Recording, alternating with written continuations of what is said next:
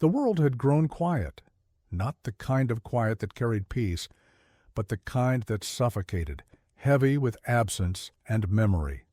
Earth, once a thrumming cradle of human ambition, now lay fragmented beneath alien and elven dominion. Skyscrapers that had once kissed the clouds now slumped in skeletal ruins, their glass facades fractured and green with creeping moss. Highways were hollowed veins, overrun by luminescent flora, their roots twisting through concrete like veins pulsing with otherworldly light. The air smelled faintly of ozone and something older, something alive that no human tongue could name. In the heart of this strange and unsettling beauty rose the city of Lithera, its towers crystalline and impossibly tall, stretching toward artificial stars suspended in the violet sky. Light refracted in arcs and shards, scattering in dazzling patterns across the streets, where elves moved with deliberate grace and aliens of sleek, unknown design glided through the air with fluid, silent motion. Every surface seemed to hum with power, a subtle energy that whispered of dominion and unbroken order. Natasha strode through the council chambers atop the central tower, her presence cutting through the ambient hum like a blade. She was pale as moonlight, almost unreal, with hair that gleamed silver white and eyes that mirrored the city's phosphorescent glow. Her every movement, measured and elegant, commanded attention, not through force but through inevitability. She was a member of one of the ruling elven families, a lineage that had guided the remnants of humanity into subservience and negotiated the uneasy peace with alien overlords. Yet, even amidst her poise and authority, there was a flicker of something else: curiosity, hunger, a longing Natasha could not easily define. For the humans, rare, fragile, and almost mythic in this age, possessed a quality that eluded her kin: unpredictability, the stubborn pulse of survival against insurmountable odds. A soft chime at her wrist broke her reverie, the signal delicate, yet insistent. Natasha's silver eyes narrowed as she activated the holodisplay. A human, one of the few left, had been detected scavenging in the ruins of the old capital. Most elves would have ignored it, deeming him insignificant, but Natasha's pulse quickened, an instinctive thrill stirring deep within her. She could not look away. Descending the floating platforms that wound around the tower like delicate strands of crystal, Natasha moved with speed and certainty. Her long cloak trailed behind her, catching the glow of bioluminescent gardens suspended between the towers.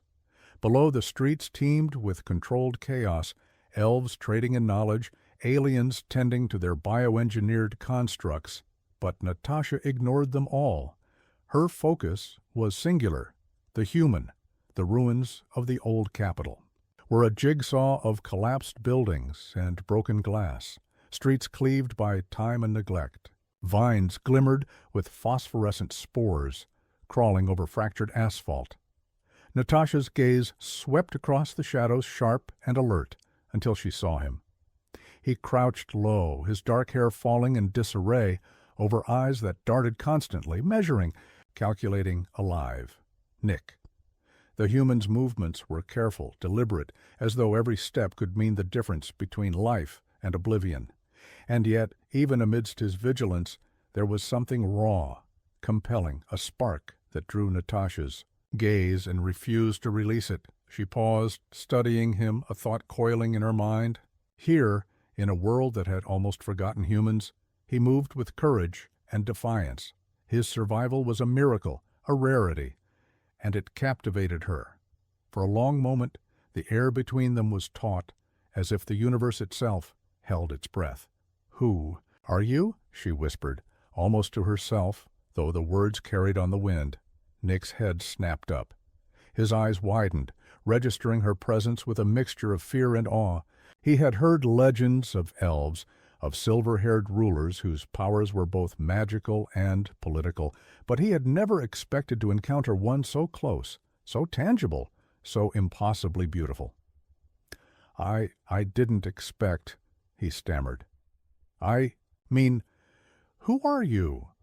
I could ask you the same, Natasha replied, stepping closer. Her voice was calm, yet threaded with authority, with the soft, undeniable allure of someone used to command. Humans are rare now. Your kind does not. Wander freely in these districts. Nick rose, hands raised slightly in tentative defense. I don't mean trouble. My name is Nick. You are human. I see that. And yet there is something different about you, Natasha said, studying him closely. Her silver eyes lingered on his expression, noting the subtle courage in his stance, the quickness of his reflexes, the way his gaze refused to waver. Perhaps it is the audacity to live when others would have already fallen. Perhaps it is the weight you carry, the knowledge of how little of your kind remains. Nick felt a strange pull, a combination of fascination and fear. Here was a being of immense power, commanding the very air and light around her, and yet she seemed curious, interested. Something about her gaze invited trust, even as it warned of danger. I don't know why you're here, he said cautiously, but Nor do I, Natasha interrupted softly, almost regretfully. Yet, here you are and I am here. That is enough, for now. For a moment they simply regarded each other, two survivors of worlds divided by power and species, drawn together by something unspoken, indefinable, yet impossible to ignore. Natasha turned to leave, gliding back across the ruins with the poise of a shadow in light. But even as she disappeared from his view, the spark remained, a promise that fate, however improbable, had more in store for them both. And in the silent hum of a world ruled by elves and aliens, Nick realized something he hadn't felt in a lifetime: hope. Nick had never believed in legends. Stories of elves and alien overlords had been nothing more than cautionary tales, whispered in the remnants of human enclaves, tales told to keep survivors hidden, careful, alive. But as he crouched among the shattered ruins of the old capital, with the faint glow of bioluminescent moss painting the fractured streets in ghostly light, he understood that the world had grown stranger than any story. He had seen glimpses of the crystalline towers of Lithera from afar, like shards of frozen light piercing the violet sky, but never imagined stepping so close to their perfection. The city seemed to hum with purpose, alive in a way that no human construct could ever achieve. And then there was her, Natasha, the elf with hair like silver starlight, eyes that reflected every shard of the city's brilliance, and a presence that made the air itself feel heavy and charged. Nick's heart pounded a chaotic rhythm of awe and fear. He had learned to survive by reading the world, by noticing the smallest details, the faintest shifts of light or shadow that might mean danger. But here all his instincts screamed both caution and fascination, and he felt himself unreasonably exposed, vulnerable in ways he hadn't experienced for years.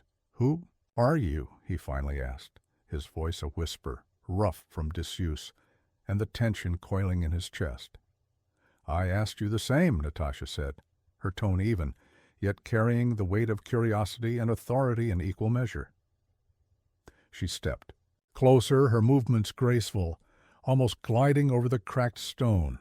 "Humans do not belong here, yet here you are. That alone is remarkable." Nick swallowed hard, trying to steady his voice. I'm just surviving. That's all anyone like me does. My name is Nick." "Nick," she repeated, testing the sound. Her eyes lingered on him, studying every detail, the subtle way he balanced on cautious feet, the tension in his shoulders, the spark of intelligence and defiance that refused to be extinguished. "You are human, I can see that. And yet, you are not like the others." Nick frowned. "Others?"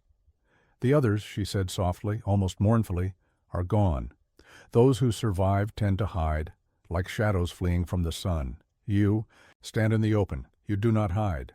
And that is dangerous." Nick's pulse quickened. Her words were not a threat, not exactly, yet they carried the weight of inevitability. In her gaze He saw both recognition and something he could not name, a spark of fascination perhaps, or an unspoken invitation. "I don't want trouble," he said, trying to keep his voice steady, though the tension in his chest made it tremble. "I've learned that the hard way. Humans, we're not supposed to exist here anymore. The world doesn't welcome us." "No," Natasha said, her silver eyes flicking toward the shattered skyline before returning to him. "It does not. And yet, here you are. You persist. That is something I admire." She paused, the wind catching her cloak and letting it ripple around her like liquid light. Perhaps it is courage. Perhaps it is foolishness. Perhaps both. Nick could not answer. He had spent so long surviving, moving through shadows, that no one had ever looked at him as if he might be remarkable. And yet, here was someone, an elf of power and grace, seeing him, truly seeing him, and weighing him in a way that made his skin tingle with unanticipated heat. "You are reckless," he finally said, his voice lower now, a mix of defiance and incredulity. "If someone else saw me here—" "They would not care," she replied calmly, her tone carrying a hint of amusement. "Few pay attention to humans. They assume we are all extinct or insignificant. But I notice, and I wish to understand." Nick blinked, unsure if he was thrilled or terrified. "Understand? Me?" "Yes," Natasha said simply, the word carrying the weight of decision. "There is something about you that refuses to belong to the rules of this world. You are fragile, yes, but not weak. That alone is rare, and in this world rarity is dangerous and fascinating." For a moment the two of them simply stood in silence.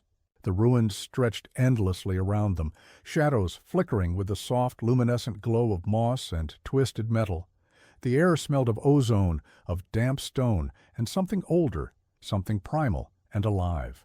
In that silence, Nick realized that, despite all the danger, he was utterly captivated. "You're unlike anyone I've ever met," he admitted, voice quieter than he expected. I don't know why, but I feel like I should trust you, even though it makes no sense."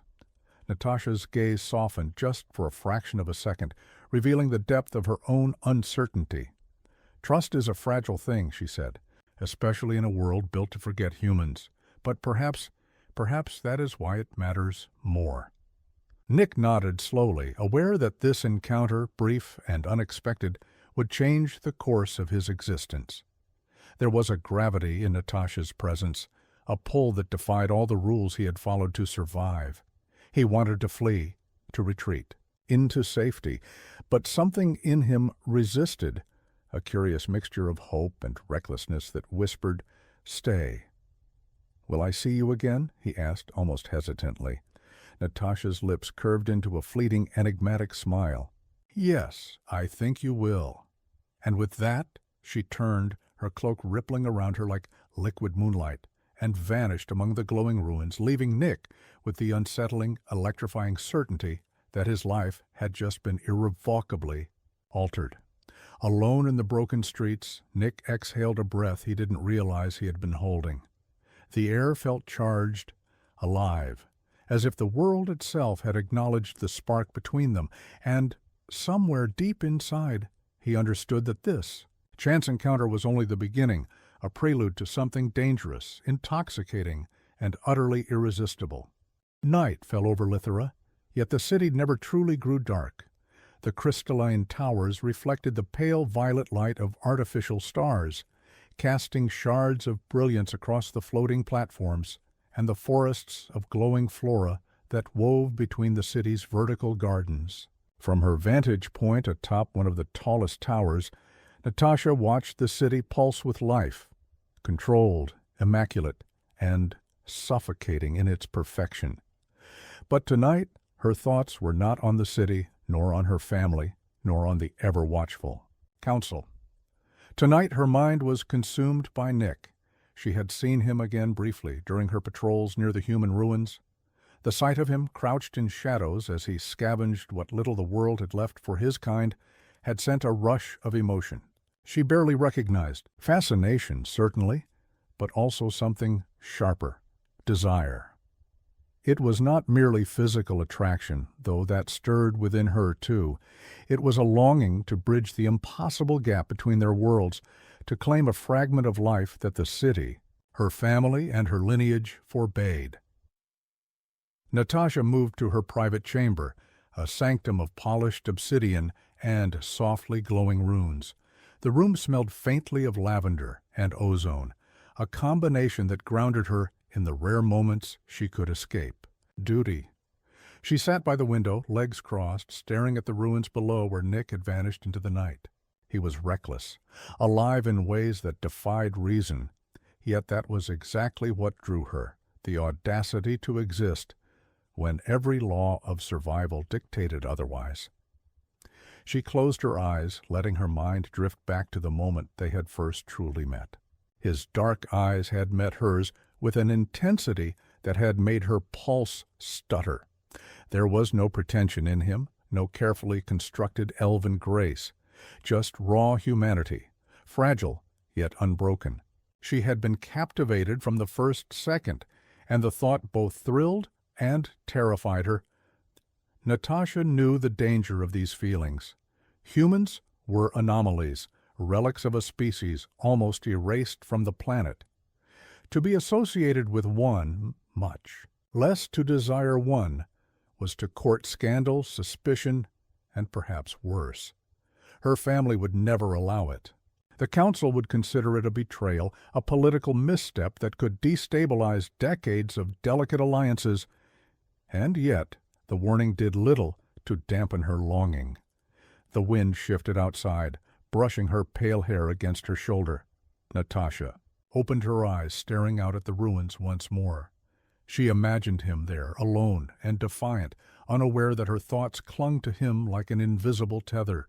Every instinct screamed that it was impossible, that it was forbidden, and yet she could not release him from her mind. Her heart ached with the knowledge that her desire was a dangerous fire, one that could consume her carefully constructed life.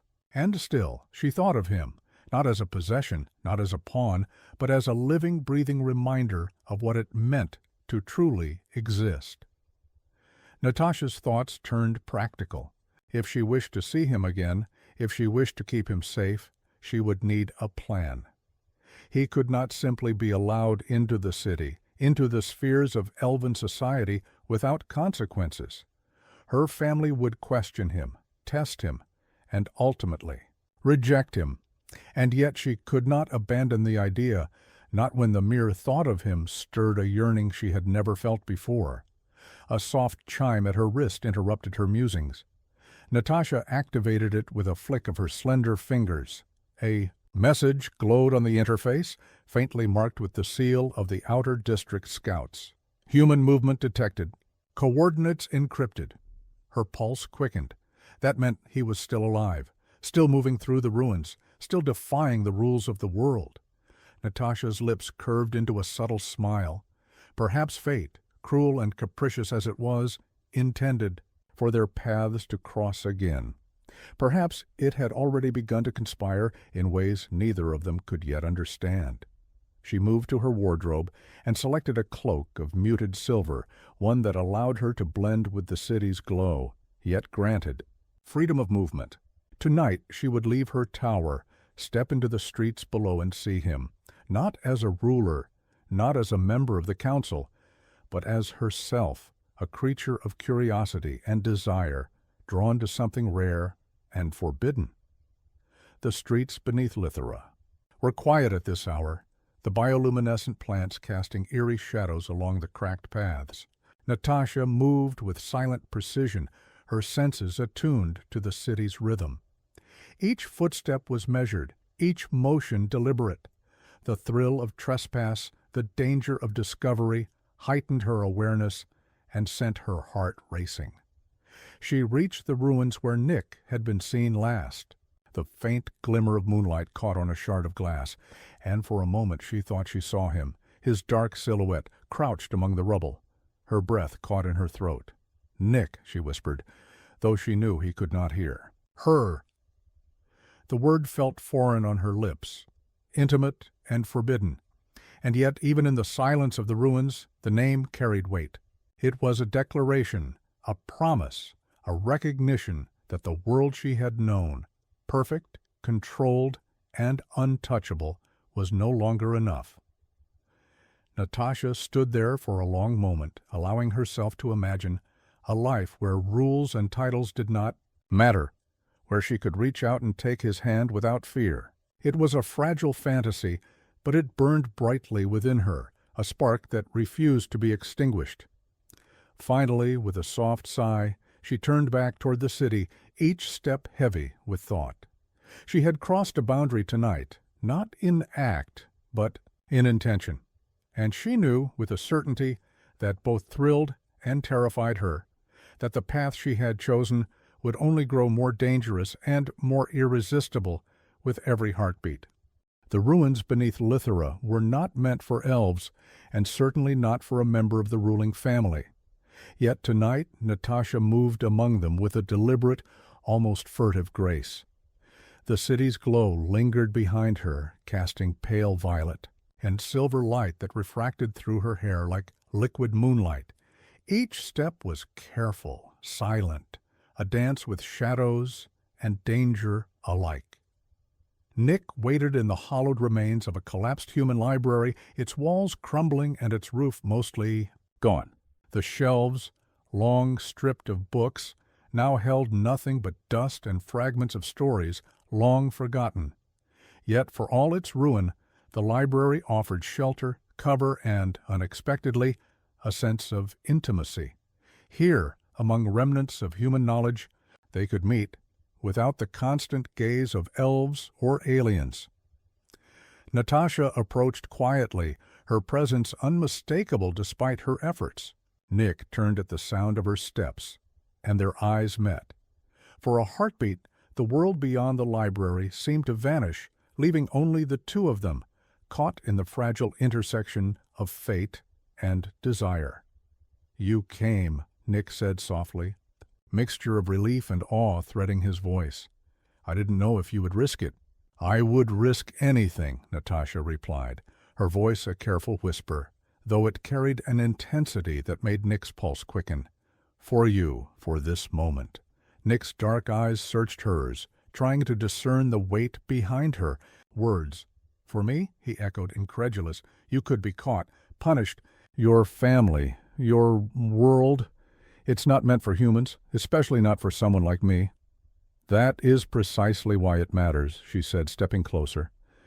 The ruins of the library seemed to shrink around them, the shadows lengthening and intertwining as if urging them together.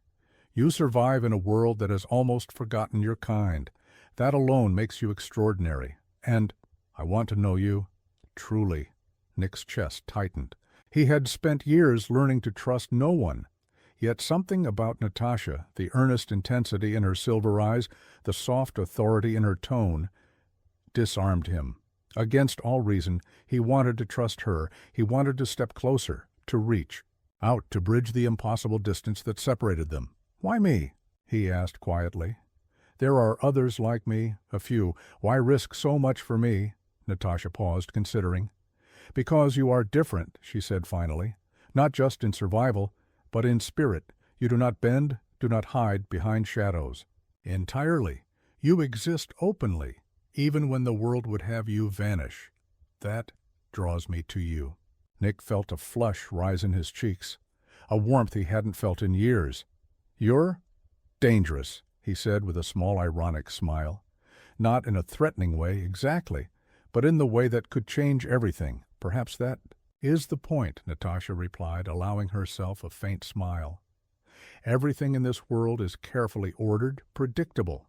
But you remind me that the world can still surprise me, that it can still matter in ways I had forgotten." Their conversation lingered, drifting between careful words and silent understanding. Each glance carried a weight that neither dared to articulate fully, yet the air around them buzzed with unspoken promises. In a world ruled by logic, strategy, and power, they were creating a space where only emotion mattered. "You shouldn't be here," Nick said after a long pause, his voice barely audible over the faint hum of the bioluminescent flora outside.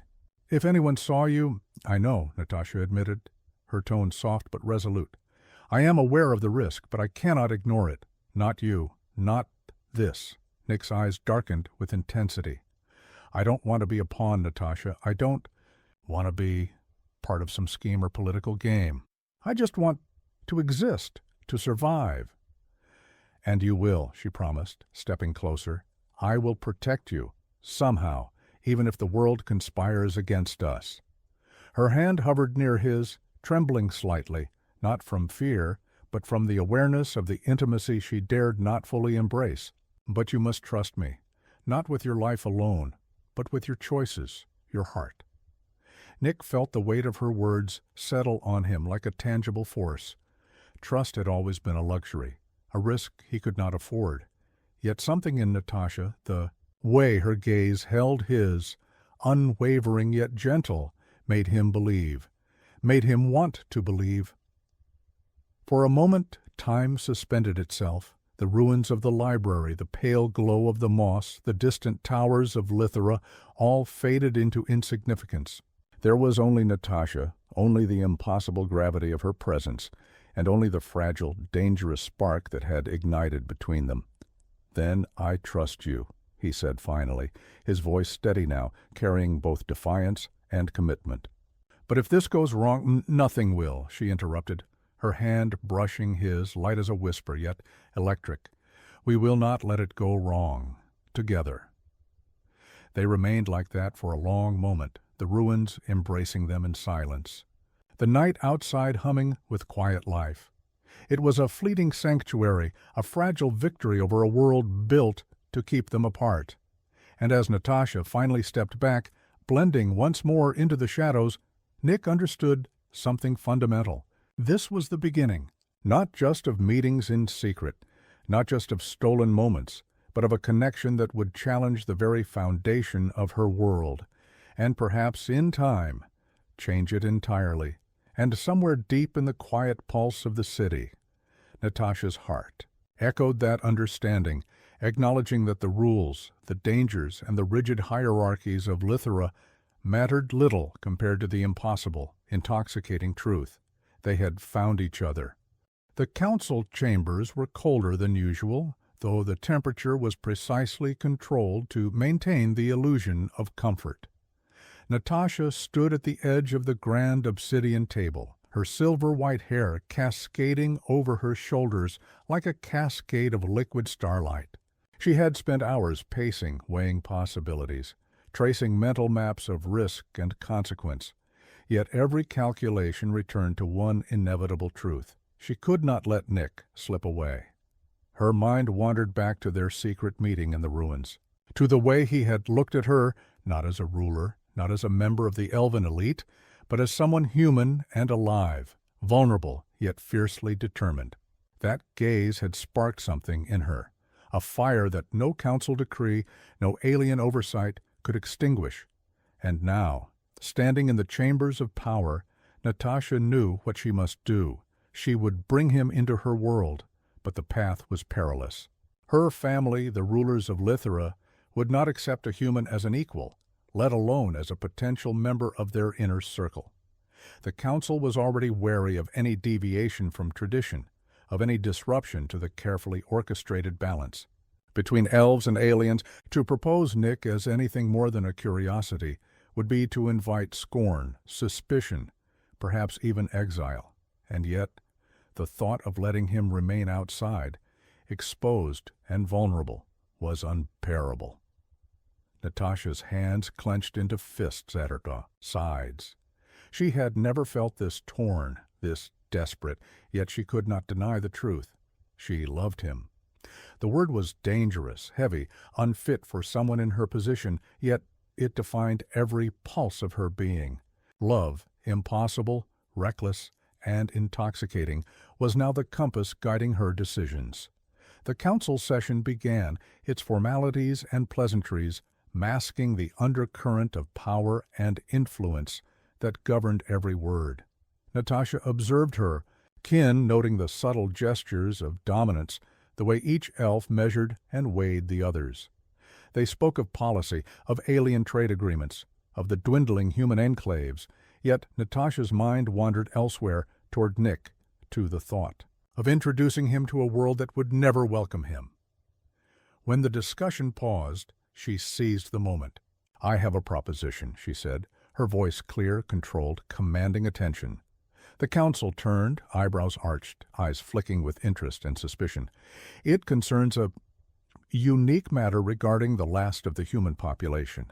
There was a ripple of murmur across the room. Humans were a near-forgotten concern, relics of a world slipping into myth. Any proposal regarding them would be met with skepticism. "I have encountered an individual," Natasha continued, her eyes glinting like ice in candlelight, "one who defies the patterns of survival and displays qualities that are extraordinary. I propose we integrate him into the family structure, not as a servant or observer, but as a participant in our society, potentially even as an ally." A sharp laugh cut through the room. "You would elevate a human to our level? To our table?" one elder demanded, her voice tinged with incredulity. "You risk the integrity of the council, the balance of our alliances, for curiosity?" Natasha's gaze did not falter. "Curiosity is not the sole motivation. This individual has value beyond what is immediately apparent. There is strength, resilience, intelligence. I have never encountered another human with such qualities, and I'm—" She faltered only slightly, feeling the weight of her own confession. "I wish for him to remain by my side, not merely for duty or strategy, but for reasons personal to me." A tense silence filled the room. The council weighed her words, the implications, the audacity. To act on personal desire was dangerous, almost forbidden. Yet Natasha's conviction, her unshakable certainty, commanded attention. Finally, her father, Lord Arundel, spoke, his voice low and deliberate. "Natasha, you understand the consequences if we were to entertain such an idea. A human among us. Our society would see it as betrayal, a weakening of our line." "I understand," she said firmly, "but this is not a weakness.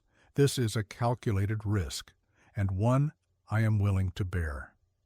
Her words hung in the air, shimmering with tension and possibility. For the first time in years, the council sensed something unpredictable in Natasha, a force that could not be measured or contained by tradition or protocol. It was audacious, it was reckless, and it was undeniable.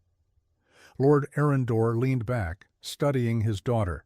"Very well. You may proceed, but cautiously. The moment this becomes scandal or compromise, it will fall upon you entirely." Natasha inclined her head, a mixture of relief and triumph coursing through her.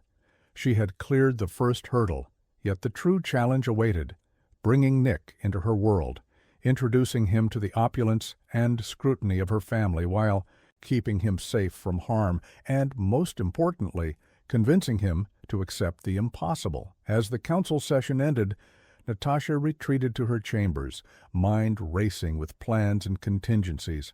She thought of the ruins, of Nick waiting silently, among the remnants of his kind, unaware of the web of politics and danger that now extended toward him. She would find a way to draw him in, to show him a life beyond survival, to make him see that even in a world ruled by elves and aliens, love could carve its own space. Her reflection in the polished obsidian wall revealed her pale face, silver, hair shimmering faintly in the light, eyes deep and resolute. Natasha allowed herself a small, private smile.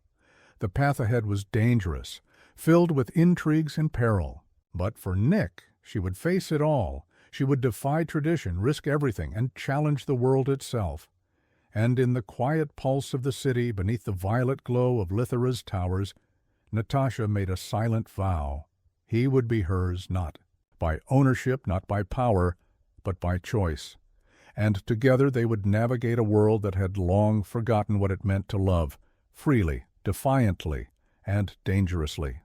The gates of Lithera opened reluctantly, as though the city itself hesitated to admit a human into its heart. Nick felt the weight of the moment pressing against him, each step forward a negotiation with a world that had long forgotten his kind.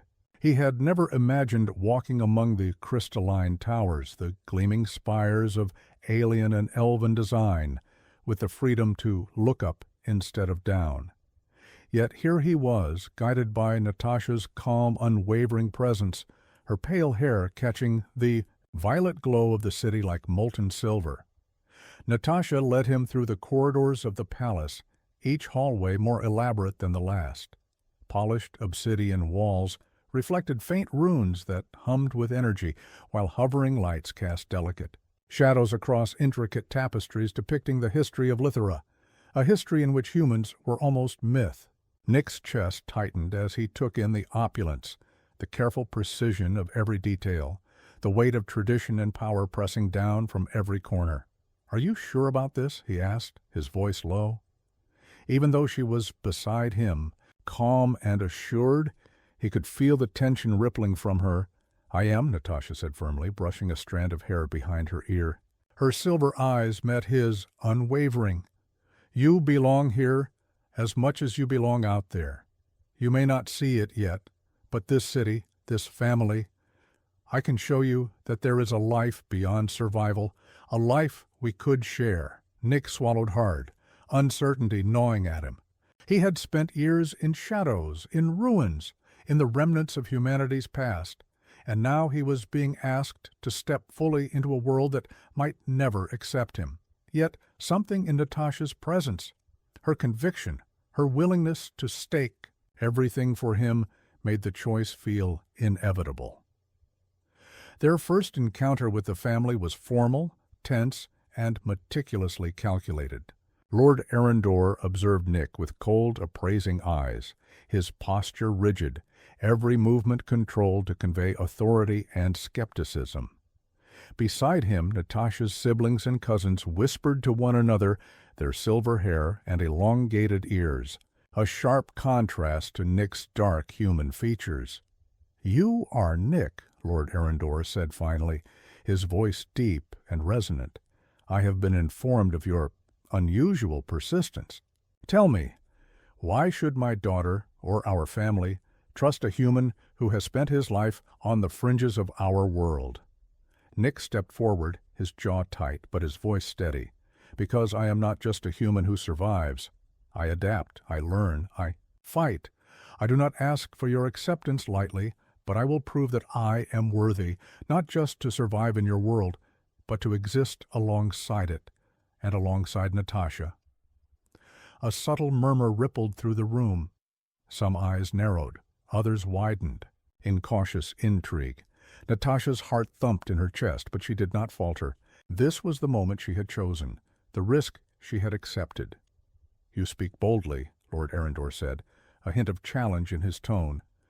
"Boldness can be admirable. Or foolish? Only time will reveal which it is." Natasha stepped closer. To Nick, her hand brushing his almost imperceptibly, a silent affirmation. "He will prove himself," she said, her voice steady, but carrying the weight of absolute certainty. "I know him." The family session ended with no definitive acceptance, only wary tolerance. Nick would be allowed to remain, for now, under Natasha's supervision. The tension, however, was palpable. Every glance, every whispered word among the elves carried judgment. Every hallway echoed with the weight of scrutiny. For Nick it was suffocating. For Natasha it was infuriating. But both understood that this was the first step. Over the following days, Natasha began the delicate work of integrating Nick into her world. They walked together through the city, his presence a constant challenge to tradition, her attention a shield against the silent opposition. She introduced him to the subtleties of elven etiquette, the expectations of alien diplomacy, and the intricate hierarchies that govern the city's every function. Nick struggled at first, misstepping, in protocol, drawing curious or suspicious glances. Yet, with Natasha's guidance, he adapted. Each success bolstered his confidence. Each failure reminded him of the stakes.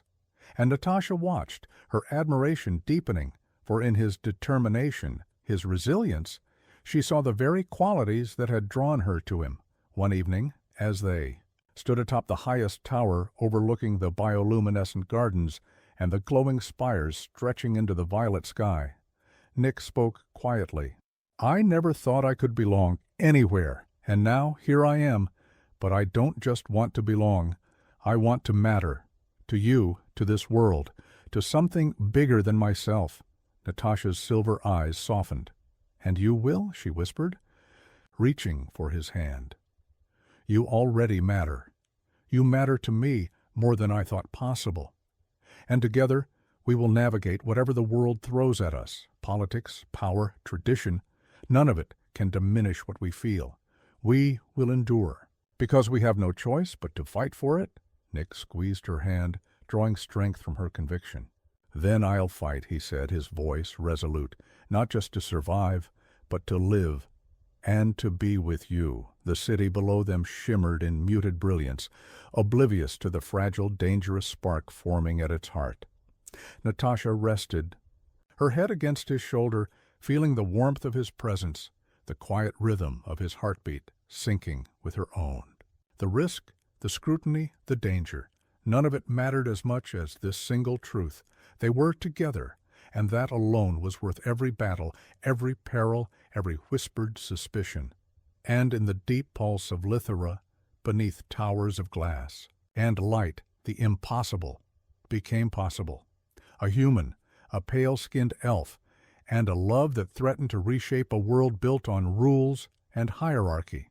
The pale violet glow of Lithera's twin moons bathed the city in an otherworldly luminescence, yet Natasha could feel the shadows closing in, not from the night, but from the corridors of power.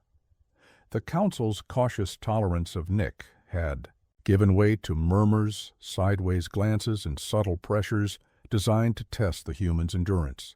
Every meeting, every casual encounter became a gauntlet, a reminder that their secret desire and fragile alliance existed in a world that would never fully accept it. Natasha paced the chamber she had claimed as her private study, her fingers tracing the glowing runes etched into the obsidian walls. Her mind was a tempest of worry and calculation. She could see the threads of doubt spreading like frost across the council's attitudes. Siblings who once smiled at her now scrutinized Nick with suspicion. Elders who had long tolerated her whimsy now whispered that her judgment was compromised. "Natasha," a voice said softly behind her.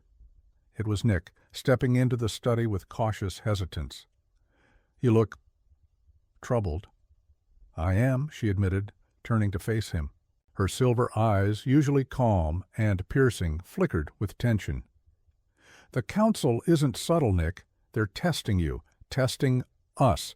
Every gesture, every word is measured against an invisible standard.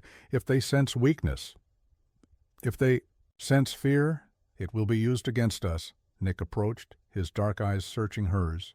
"Then we fight it," he said, voice steady but low. "I don't care about their rules. I don't care about the politics. I care about you. And if that means standing together against a world that doesn't want us, then we stand." Natasha's chest tightened. His words, so simple, yet so powerful, reminded her why she had brought him into her world despite the risks. But she also knew that love alone would not shield them from scrutiny. "It's not that simple," she said softly. "You must understand the subtleties, the unspoken expectations. One misstep could unravel everything. You are human." "Nick," that alone makes them skeptical. "I'll learn," he replied, determination threading his voice. "I've survived worse than this, and I want to be worthy, not just of surviving, but of standing beside you in whatever world you call home." Their conversation was interrupted by a soft chime from the study's interface. Natasha's fingers moved automatically over the controls, bringing up a secure communication channel. A holographic image flickered into life. One of her cousins, Valerian, his expression carefully neutral. "Natasha," he said, voice smooth but edged with subtle tension. "We've observed Nick's interactions today. He continues to draw attention, and not all of it is favorable. Some members of the council question your judgment. You are aware of the implications." "I am aware," Natasha said firmly. "But I am also aware of his resilience. He is not an ordinary human, and he does not bend under pressure. That is precisely why he is capable of surviving here, why he deserves to be here." Valerian's lips pressed into a thin line. "Surviving is not enough. The council expects conformity. Adaptation is a courtesy, not a right. If he fails, it will reflect upon you. The family will not, risk instability for sentiment." Natasha's jaw tightened, but her eyes remained steady. "I am not asking for blind approval. I am asserting that he has value beyond what tradition can quantify. He will prove it. And if he falters, it will be a lesson, not a catastrophe. I will bear responsibility." The communication ended, leaving Natasha and Nick alone once more. Silence filled the room, heavy with unspoken fears. Nick reached out, brushing a pale hand against hers. "We can do this," he said softly. "Together, we'll navigate their expectations, their doubts. I trust you, Natasha, and I know you trust me." Her lips curved in a faint wry smile. "Trust alone will not shield us," she said, voice low. "We must be deliberate, careful. Every gesture, every word, every interaction, it matters. And yet—" she hesitated, eyes flicking toward the city lights. "Even with all this strategy, all this planning, I cannot deny what I feel. I cannot deny that I want you, more than safety, more than duty. I want you." Nick's hand squeezed hers, their fingers intertwining. "And I want you," he replied, his voice carrying the weight of promise. "No matter what they say, no matter what they do, we fight, together." Outside, the city hummed with life and light, oblivious to the fragile rebellion brewing within its walls. Yet within the grand palace, within the shadowed corridors and illuminated chambers, a subtle war had begun, one not of weapons, but of trust, loyalty, and defiance. Every council member watching, every whisper in the hallways, every cautious glance held the potential to expose them. Natasha led Nick to the balcony overlooking the city. The violet glow of Lithera's towers shimmered across his features, casting deep shadows that highlighted the tension in his eyes. She drew him close, pressing her forehead to his. "We are a spark in the darkness," she whispered. "The world may try to extinguish us, but it will not succeed, not while we remain together." Nick's dark eyes met hers, unwavering. "Then we become the fire," he said, "and let the shadows fall where they may." For a moment they stood there, two figures against a city of light and politics, their resolve hardening with every breath. The council, the family, the scrutiny, they were challenges, yes, but not insurmountable. Natasha felt it deep in her bones. Whatever the world tried to impose, whatever the traditions demanded, their bond could not be broken. And, as Lithera's twin moons cast their luminescent glow over the palace, the impossible spark of love burned brighter than ever, defying every shadow, every doubt, and every expectation. The air in Lithera was thick with tension, though the city itself shimmered as if untouched. The towers glinted violet under the twin moons, their surfaces reflecting light in dazzling patterns. Yet beneath the perfection of architecture, politics simmered with dangerous intent. Natasha felt it with every step she took through the palace halls, the subtle currents of suspicion brushing against her like invisible blades. Nick had spent the morning under her tutelage, learning the nuances of courtly behavior and the expectations of the elven elite. Each introduction, each measured bow, each careful choice of words carried more weight than any battlefield he had ever faced. The council observed him with scrutiny, their glances sharp and unyielding, every whisper a potential dagger. "Natasha," he said softly as they walked toward the central chamber, his dark eyes scanning the room for signs of approval or disdain. "Do they ever stop testing me? Or are we always under this microscope?" She gave him a faint, reassuring smile, though her own tension was palpable. "They will test you constantly," she admitted. "Every step you take, every word you speak will be measured against centuries of tradition, but it is not impossible. You simply need to anticipate the currents, understand them, and navigate without faltering." Nick's jaw tightened. "I've survived ruins and wars. I can survive this too." "You will," Natasha said, her silver eyes fierce. "But survival alone is not enough. You must thrive, enough to prove that you belong here, and that I was right to bring you into this world." The central chamber was grand, its ceilings arched high with crystal filigree, reflecting the ambient light in fractal patterns. The council members were already gathered, their expressions a mixture of curiosity, skepticism, and thinly veiled disdain. Whispers hushed as Natasha and Nick entered, the soft rustle of robes marking their presence. Lord Arundor's gaze swept over Nick, sharp and precise. "You have been under observation," he said, voice resonant, "and yet questions remain. This council requires confidence, not mere adaptability. What assurances can you provide that your presence will not disrupt the balance of Lithera?" Nick stepped forward, keeping his posture firm. "I offer what no human could before. I bring perspective unclouded by centuries of privilege. I have survived challenges that would have crushed others. I can navigate this world because I understand both its strength and its fragility. I will not disrupt, I will enhance. And I will support Natasha in every duty required." A ripple of murmurs passed through the council. Some seemed impressed, while others looked unconvinced, exchanging subtle glances that spoke of silent plotting. Natasha's chest tightened. She knew the veiled threats hidden in those polite words. Approval was conditional here. Dissent was measured and patient, waiting for the slightest misstep. From the corner, Valerian's expression was unreadable, but Natasha sensed his intent. He had been the first to question Nick, and now his subtle influence spread doubt among the others. Natasha's jaw clenched. "He has more than survived already," she said under her breath.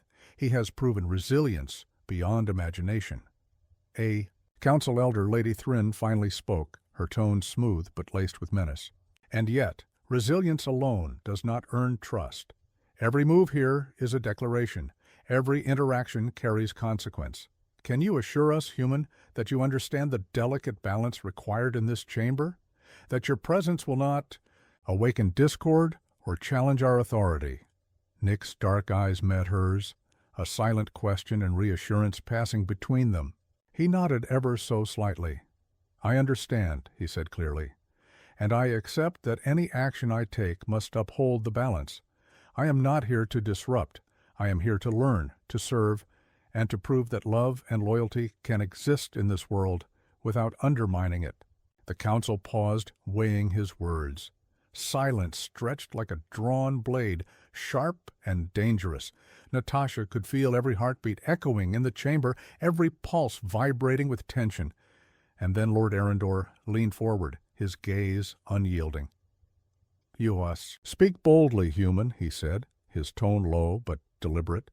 "Boldness is admirable, but it can also be weaponized against us. We will allow your continued presence, but know this: every step is observed. One misjudgment, one moment of imprudence, and the consequences will fall upon Natasha and upon you. Consider this both a warning and a test."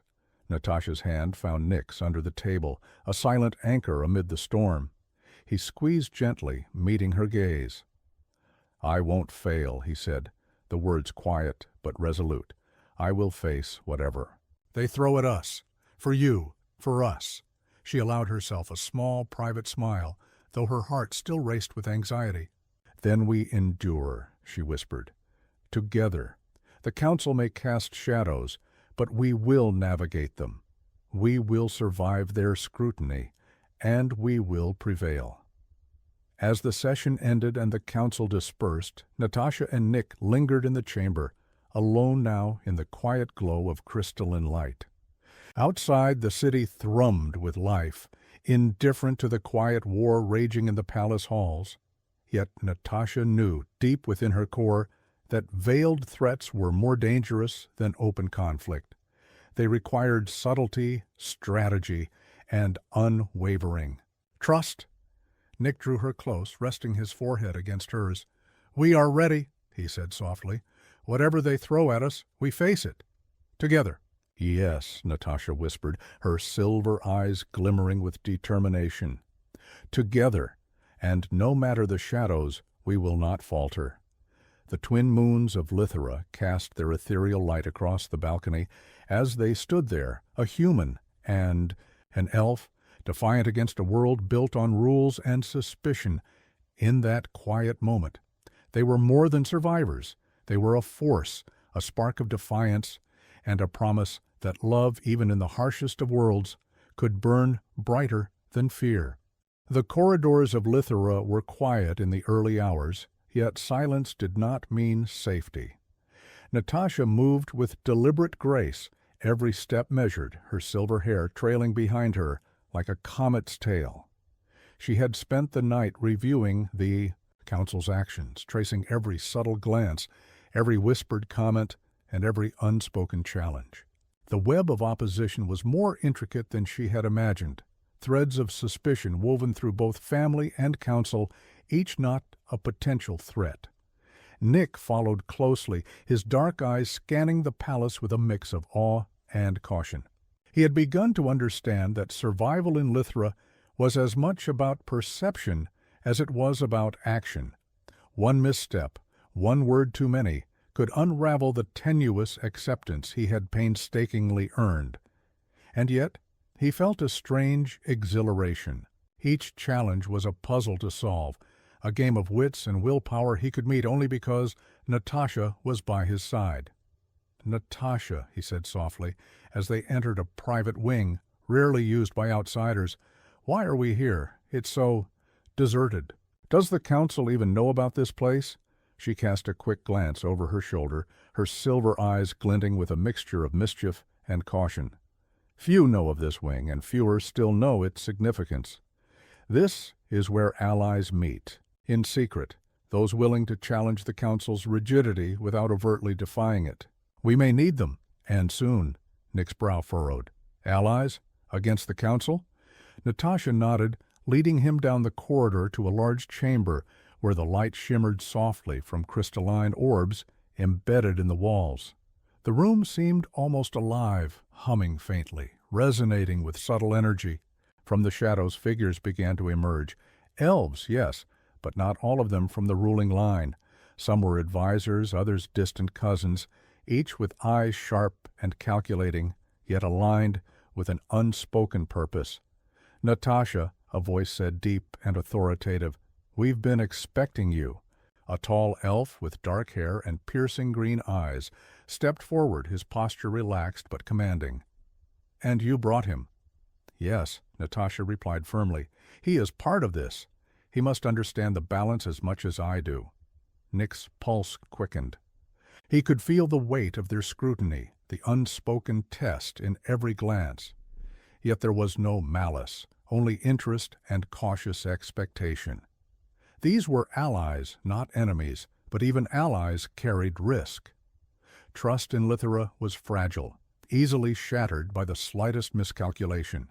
The tall elf, whom Natasha identified as Kale, moved closer.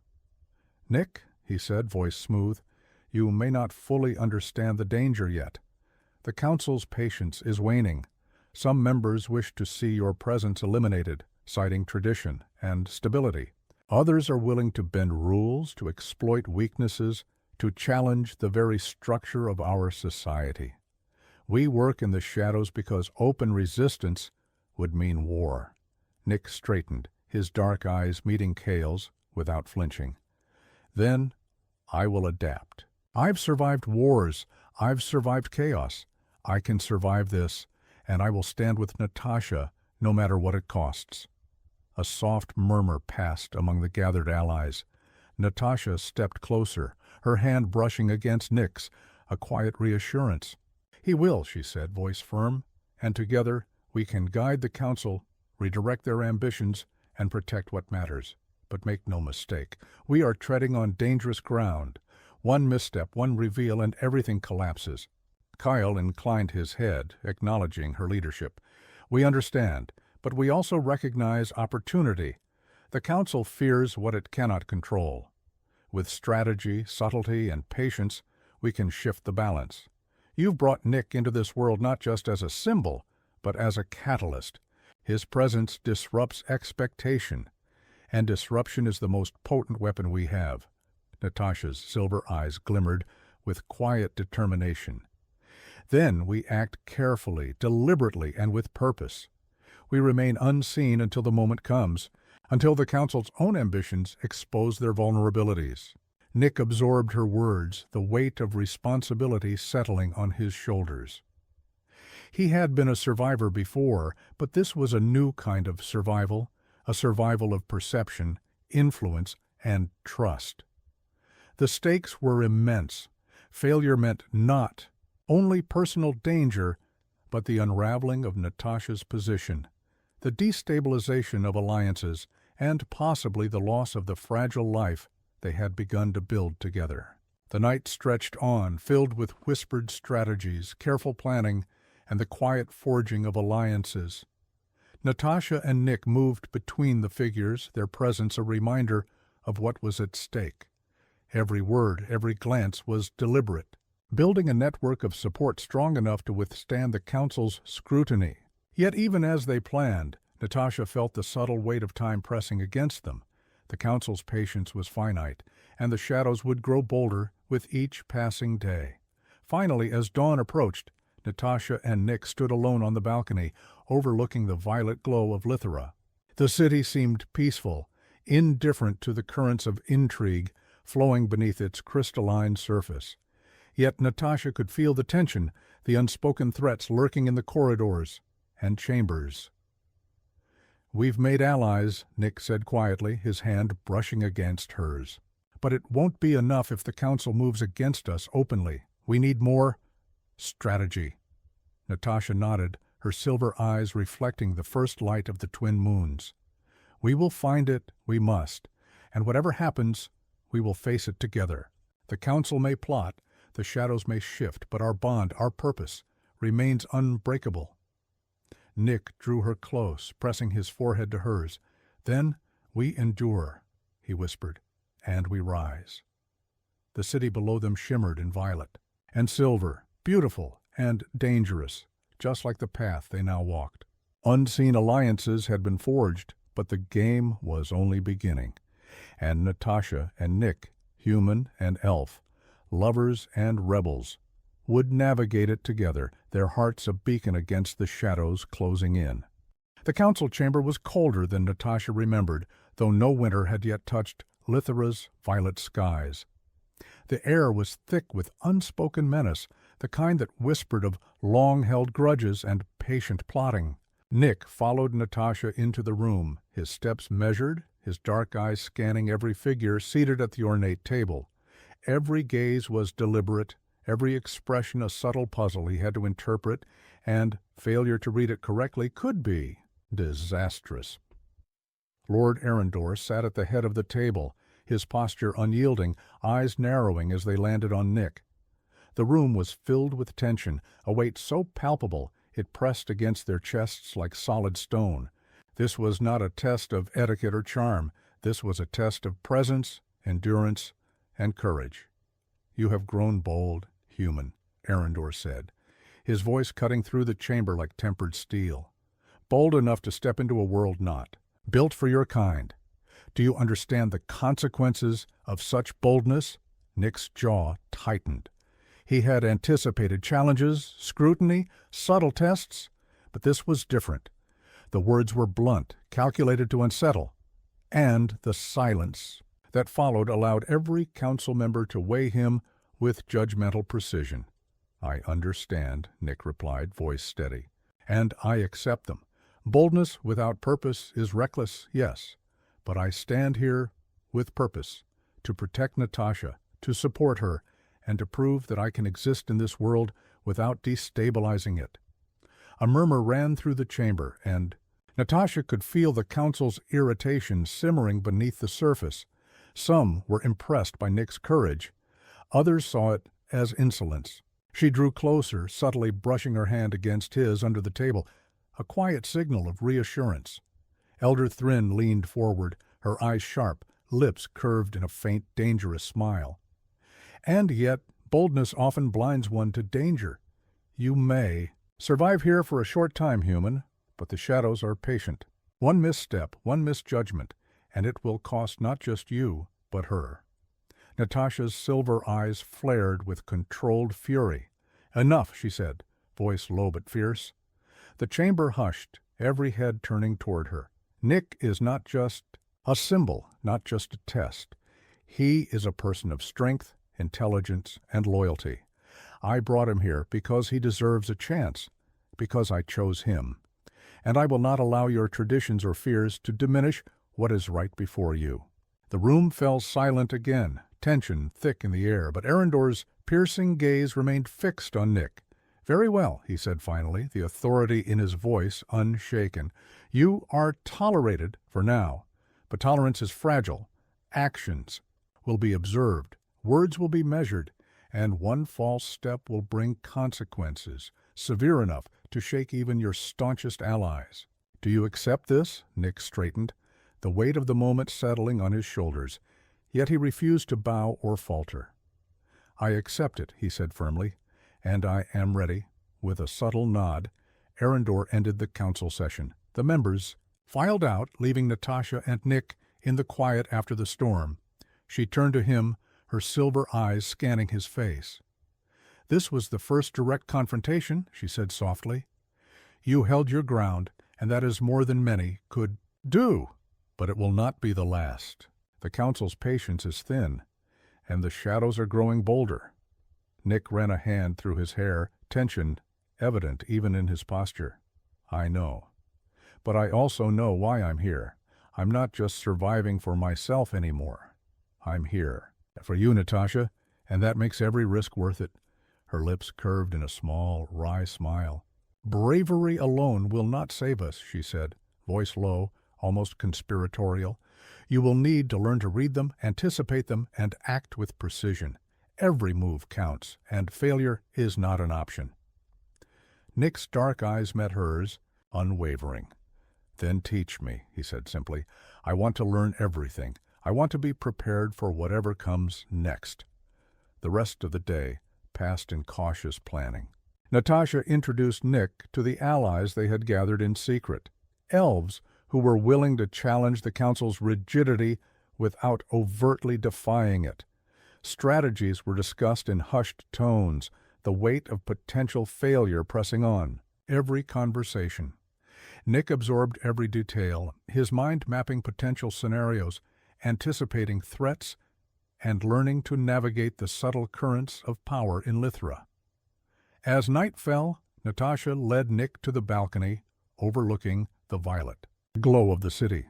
The twin moons reflected in the crystal towers, casting a surreal, almost magical light over the streets below. Yet the serenity of the view could not erase the tension that hung in the air. "They will test you again," Natasha said softly, pressing a hand against his chest. "And every test will be harder than the last, but you are not alone. We face this together, and together we will survive." Nick drew her close, resting his forehead against hers. "I trust you," he whispered, "and I will stand with you, no matter what the council throws at us. We face it together." Natasha's silver eyes shimmered in the moonlight. "Yes," she said softly, "together. And whatever happens, we will endure. Shadows may loom, threats may rise, but nothing can break what we have built. Nothing can break us." The city below shimmered in violet and silver, beautiful, perilous, and alive. Natasha and Nick stood as one against the currents of politics, suspicion, and danger, knowing that the first confrontation was only the beginning. The council had struck, the veiled threats had become visible, and the game had intensified. But in the quiet of the balcony, two hearts beat with defiance, love, and resolve, a promise that no force in Lithra could extinguish. The palace was silent, But silence in Lithera was rarely peaceful.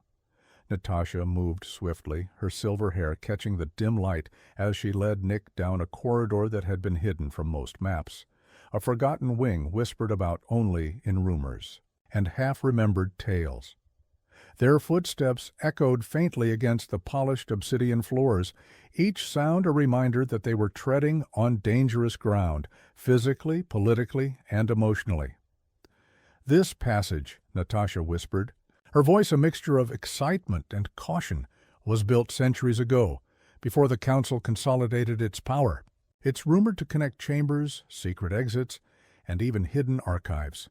Most believe it's a myth, but it exists. And tonight, we need it." Nick's dark eyes scanned the walls, tracing the faint runes embedded into the stone. "And what exactly are we looking for?" he asked, his voice low, careful. "Evidence," Natasha said, pressing her hand against a hidden glyph. The wall trembled softly under her touch and shifted, revealing a narrow, shadowed corridor beyond. Evidence of plots, of betrayals, of those who would use tradition to destroy what is new and alive. The Council's patience is finite, and we must ensure we are prepared before the next confrontation. Nick followed her into the passage, the shadows wrapping around them like a living entity. The air smelled faintly of ozone and aged stone, carrying whispers of the palace's long forgotten secrets. He felt the weight of history pressing down on them, and yet, beside Natasha, he felt a spark of purpose, a fire that outshone fear. They moved carefully, guided by Natasha's intimate knowledge of the palace. Every turn, every hidden lever, brought them deeper into the underbelly of power, deeper into the veins of Lithera itself. Their journey was silent, punctuated only by the occasional creak of the walls, a reminder that the passage had not been used in decades, perhaps centuries. Finally, they arrived at a chamber unlike any other. Shelves lined with dusty tomes, crystal enclosed. Scrolls and ancient records stretched from floor to ceiling. The air hummed faintly with residual energy, as if the knowledge contained within was alive, waiting for someone worthy to awaken it. Natasha approached a pedestal at the center, brushing away layers of dust to reveal a crystal-enclosed map of Lithera, with markings indicating secret council chambers, hidden corridors, and areas of strategic importance. "Here," she said, voice tinged with awe. "This is what we needed. Every secret, every passage, every weakness, they've left a trail, perhaps unintentionally for those willing to find it." Nick leaned closer, studying the map. "And with this, we can anticipate them. We can navigate the Council's moves before they even happen." "Yes," Natasha replied, her silver eyes reflecting the map's glow. "We can protect ourselves, protect each other, and guide the future of Lithera with foresight. But this also means we must act carefully. Knowledge is power, but it is also a weapon, and weapons can be turned against you." A sudden noise, a whisper, a creak, too deliberate to be accidental, made them freeze. Shadows moved at the edge of the chamber. Natasha's hand instinctively went to Nick's, and they both melted into the darkness of the room's far corner. From the shadows emerged Kyle, the tall elf who had introduced them to the secret alliance. His eyes were sharp, scanning the chamber. "I see you've found the heart of the passage," he said quietly, almost approvingly. "This knowledge is dangerous. If the wrong ears hear it, if the Council discovers you here, there will be no safety, no negotiation, only destruction." Natasha stepped forward, placing a hand on Kale's shoulder.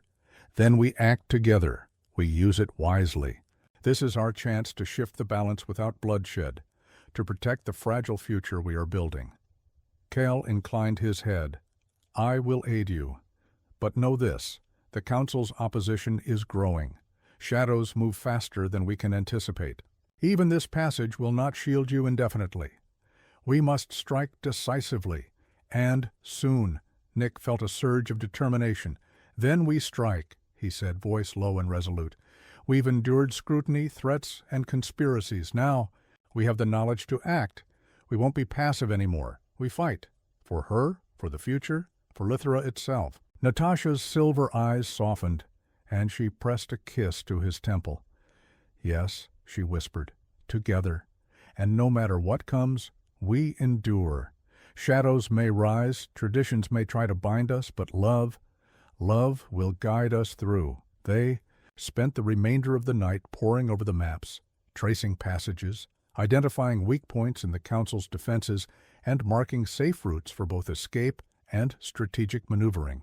Every corridor they discovered, every hidden chamber they mapped, added a layer of confidence and a sharpened edge of readiness. By the first light of Lithra's twin moons, Natasha and Nick emerged from the secret passage not just survivors, but architects of their own fate. The city shimmered in violet and silver, indifferent to the quiet rebellion brewing within its very walls, yet beneath that brilliance, a new order was taking shape. Natasha turned to Nick, her silver eyes luminous with resolve. We have the knowledge, we have allies, and we have each other. Whatever the Council throws at us next, we will face it, and we will prevail. Nick smiled, dark eyes reflecting the city's glow. Then let them come, he said. We are ready. Together, nothing can stop us. The twin moons rose higher, casting their ethereal light over the palace, over the city, over a world that was both beautiful and dangerous. And in the quiet of the secret passage, in the hidden chambers and corridors of power, Natasha and Nick stood as one, defiant, unyielding, and triumphant. Shadows may linger, threats may loom, but the bond they had forged and the knowledge they now wielded ensured that they would shape the future, not the past. Love, courage, and strategy had become their greatest weapons, and Lithra would never be the same again.